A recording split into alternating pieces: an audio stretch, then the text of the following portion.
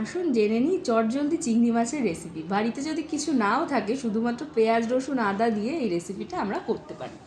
চিংড়ি মাছগুলোকে প্রথমে নুন হলুদ মাখিয়ে কড়াই বসিয়ে রেসিপিতে শুধুমাত্র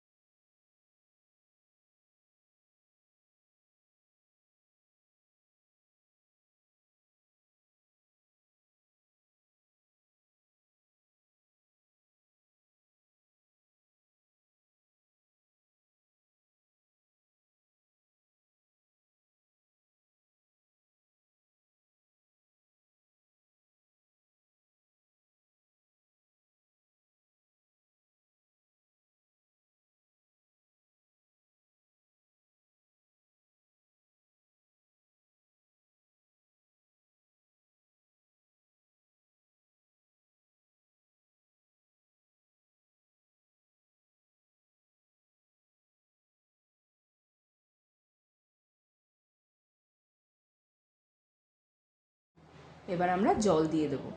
জল দেওয়ার পরে শেষে জলটা ফুটে এলে অল্প পরিমাণ ঘি আর গরম মশলা দিয়ে আমরা রান্নাটা কমপ্লিট করব।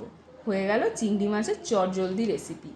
মোটামুটি 10 মিনিটের মধ্যে এই রেসিপি কিন্তু রান্না হয়ে যায়। Thank you. ভালো লেগে থাকলে আমার রেসিপিটাকে একটু শেয়ার করে দেবেন। লাইক, কমেন্ট অ্যান্ড সাবস্ক্রাইব করবেন আমার চ্যানেলকে।